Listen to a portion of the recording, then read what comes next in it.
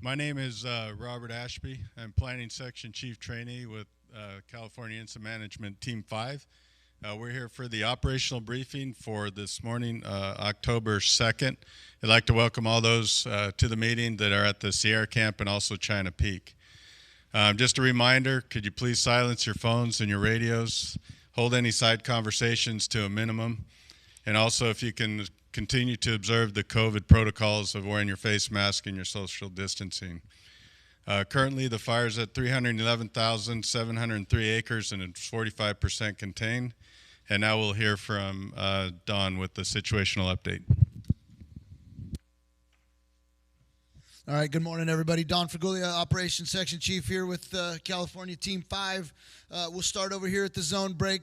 Last night and yesterday, by my calculations, just ballpark there, we pulled 28 miles of hose off of this fire yesterday and last night. So good work on that. That's a lot of hose, 28 miles. So that most of that's coming off the south end of the fire here. No calls for service last night. Talking to night ops and night branch 25, 29, all was quiet down here along the bottom of the fire. Up into branch 20, Division Romeo, we were able to put some black on the map last night due to the good work that's been going on right here south of China Peak. So we gained some containment last night. Good news for everybody. The evening was fairly quiet across all this last night, and they were actually able to get in and cut out a couple of green islands down there south of Romeo. Up into the northern reaches there of branch 20, we're looking good. They continued to prep and hold last night all along in here. No issues, no concerns, no new spot fires to report. And then that spot fire that we had north of the South Fork of the San Joaquin that we were actually able to gain access to yesterday turned out to be only about 3 acres. So they got line around most of it, natural barriers, and they'll continue to mop that up today. And that will be another priority for us to hold. That's your situational update. Thanks. Next, we have weather with Mark. Good morning, Incident Meteorologist Mark Pellerito. So the big picture is the same as yesterday, which is very poor RH recovery overnight and very low RH right at the get-go for today. One thing I want you to focus on is if you are new to the fire or anyone on your crew is new to the fire, tell them to pay attention to today as far as when the downslope finishes and turns to upslope, and then also in reverse this evening, and look at their watch when that occurs, because then you pretty much got a pretty good spot forecast for your piece of ground for the next few days, because it's going to remain pretty static as far as the pattern goes. One other little thing is that yesterday the inversion got somewhere around 7,000 feet. It's going to be important to pay attention to that interface between the dirty air below and the clean air above, because right at that top layer, the sun is heating that top layer of smoke. It's spiking up the temperatures a little more. It's plummeting the humidity levels just a little bit more too.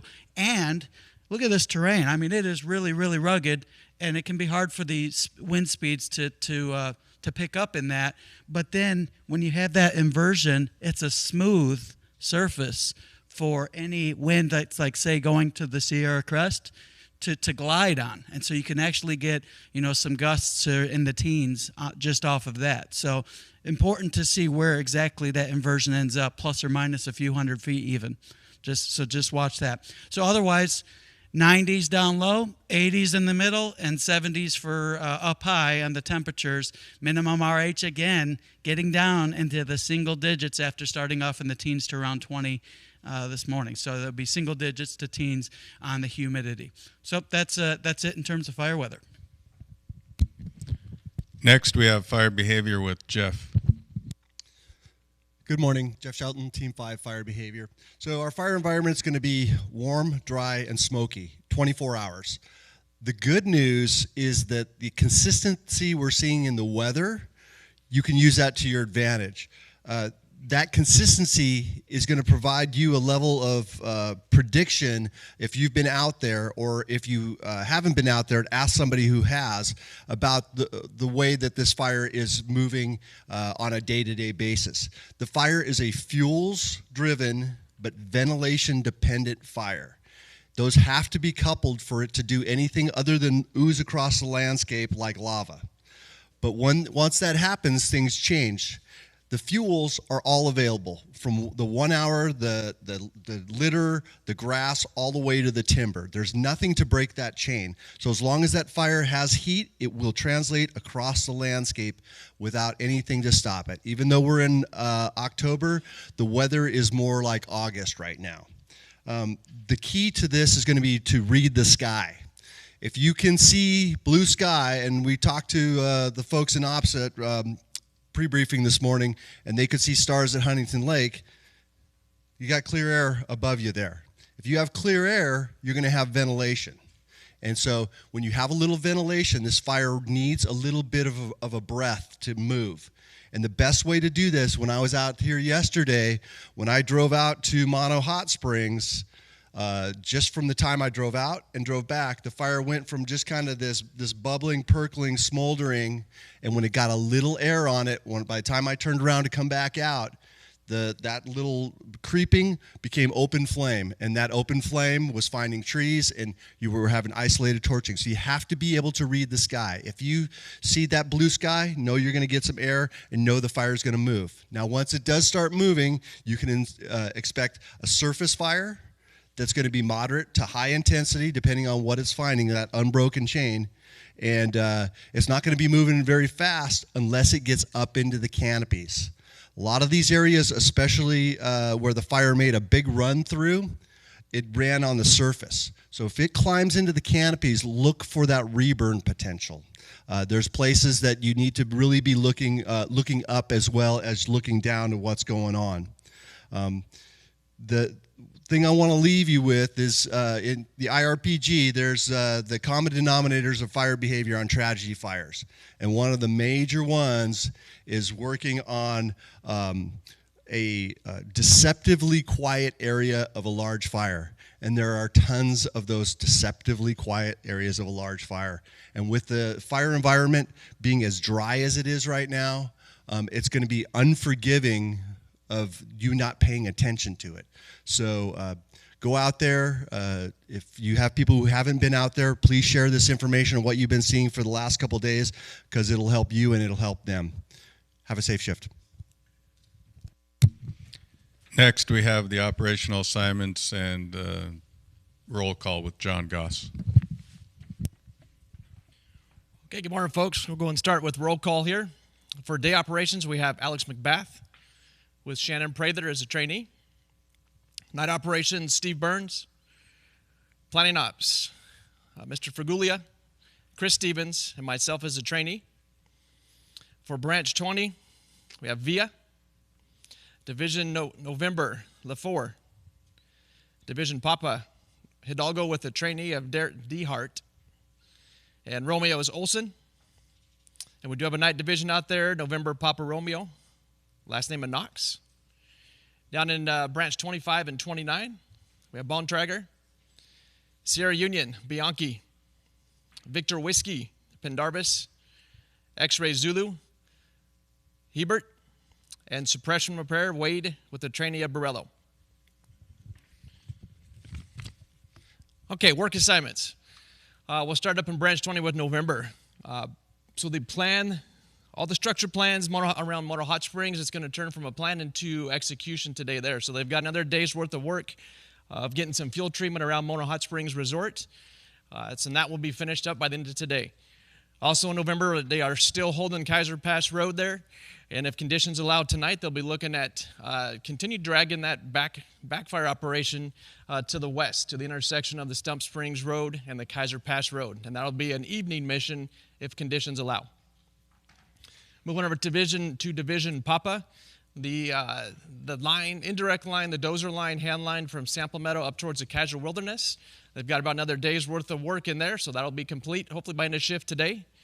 They're also prepping that 05 road out to the intersection of Kaiser Pass Road, which will then allow them to continue to carry that backfire operation to the west. Also in Division Papa, we're still trying to get this, the piece that leaves the Potter Pass Trail system into the Kaiser Wilderness. We're still in there mopping up and securing and hoping to turn that line black this evening. You will notice that we added a little bit of containment last night, a little bit of black line. That was due to the hard work out there above China Peak. And so for Division Romeo today and Sierra Union, the focus is definitely going to be on this portion you still see in red. A lot of folks out there yesterday, they continue to find small spot fires outside the containment line, anywhere from 3/4 of an acre to an acre. So we're going to really focus in this section between Romeo and Sierra Union today on buttoning that piece up. Real important to the success of Division Romeo and Sierra Union. Moving to branch 25 and 29, again, Sierra Union, this piece, and that's the Tamarack Ridge area, Tamarack Meadow. Huge effort and focus will be in that area today. Moving down to Victor Whiskey, you heard about the 28 miles of hose that's been pulled. So if you started at Huntington Lake and started laying hose all the way out to Edison Lake and got halfway back to Huntington Lake, that's about what 28 miles is. So lots of hard work over the course of the last couple of days to get that hose back in, refurbished, and sent out there. And then coming all the way back down to back into the San Joaquin River for X-Ray and Zulu. The service calls are definitely decreasing in nature, and that's all due to the hard work of the firefighters out there as well. Suppression repair today, they've got their hands full as well, so they'll still be in the Shaver East, Shaver South area, Four Corners, Blue Canyon area, as far as the suppression repair efforts. And they will have some road groups out on the Stump Springs Road today as well. So as far as priorities, just again real quick, so Division Nora, still the spot fire that Don talked about this morning there, hoping to get in there and completely get some line around that spot fire there. So that is our number one priority for the day. And then followed real close by Romeo and Sierra Union. So this portion in the red here. So that's where the priority will be for the air and for the ground troops today. Okay, speaking of air operations there, we got 2 of our Type 1 helicopters back. So there'll be 4 Type 1s, 5 Type 2s, and 2 Type 3s for any water drop admissions for today's shift. Have a good day. Okay, I'd just like to also turn your attention to page 2 of your IEP for the management and the control objectives. Get familiar with those. Next, we'll have Brian with safety. Hey, good morning, everybody. Brian Savage, Team 5 Safety. If you're new to the incident, we've had some resources been checking in. Biggest hazards out there, some of the big hazards out there is the driving, snags, and the unfriendly terrain that we're dealing with. Highway 168 is the big thing for driving. A lot of public back in there, and now they're starting the logging trucks moving up and down 168. So please keep your speeds down. In today's IEP, just after the safety message, I included a safety bulletin. Please check that out. It's on page 9. The vehicle you see in there was from an incident vehicle last year on a fire. Check it out. Check out the photos. Starting to see a trend. The last 2 reportable injuries were results of slip and falls on the line. So watch where you walk and watch your footing. Don't take things for granted out there, and have a good day. Next, we have communications with Ken. Good morning, everybody. Ken Earl, Communications. Good news. We have a clone today, which means with 24-hour shifts, we have a clone tomorrow as well. But the good news is this: we're adding a repeater way up in here that will look down much better into Division November. So that's a definite plus. It's so high that it will actually give us some other strength down in here. So if you've had some dead spots, it'll fill those in. But what does that do for us? The first 4 channels are the same. They're all the commands that you've been working off. The 5th channel is the new command repeater. We've not been able to move the hub, so it's about 85%. You can hear it. It's good. You can use it if you need to, especially if you're in a dead spot. Give it a shot. But right now, until we move the hub, it's not going to be 100%. And I like 100%. Division November's TAC is going to move down to channel 11, which is VTAC 12. So what does that mean? That means, one more time, get your clone and use your clone. If you're going to pull a command group, which I don't approve of, but if you're going to do it anyway, pull it from the clone group, because the tones are protected front and back, receive and transmit.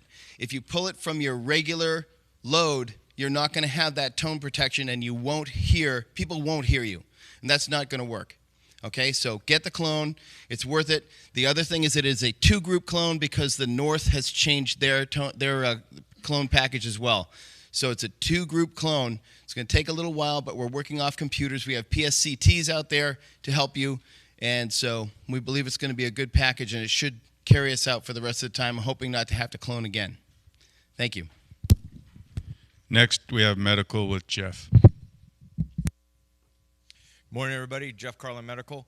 So today, starting to get some resources in, but unfortunately, and this is important to know on the 206, CalMet has been demobbed. We no longer have CalMet. Good news is we will have medical services up at China Peak by the end of today. So right now you do have a Camp Medic. By the end of the day, we'll have Frontline. It's getting long in the days here. We've been here for a while. I appreciate all the hard work, the safety record. But again, do me a favor, just take that pause today to make sure you got a good plan in place in case something bad does happen. Then we got the best chance of success. Be safe. I'll see you tonight. Okay, we have our closing comments with IC Rick Young.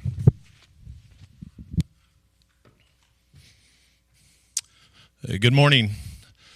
So breaking news overnight, President Trump and the First Lady have both tested positive for COVID-19. As I thought about this, it was a stark reminder of how susceptible we all are to this potential virus.